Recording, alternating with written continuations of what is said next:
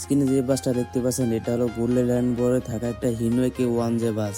বাসের registration number হচ্ছে Dhaka metro 150617। এটা কিন্তু বর্তমানে রিবোর্ডিং করা হয়েছে, আগে যেই কালারটা ছিল কালারটা চেঞ্জ করে নতুন একটা কালার বসানো হয়েছে। আর এটা রোডটা হচ্ছে ঢাকা থেকে ফরিদপুর। কিছুদিন আগে আপনারা সবাই জানেন যে কিছুদিন আগে গোল্ডেন লাইন কিন্তু খুলনা থেকে বিদায় নিয়েছিল। আসলে ব্যাপারটা এরকম না, আসলে কিছু কারণের জন্য তারা রোডটা বন্ধ ছিল। এখন কিন্তু তারা নিয়মিত গোল্ডেন লাইন চলাচল করতেছে ঢাকা থেকে খুলনা, তারা সবসময় এখন সার্ভিস দিবে।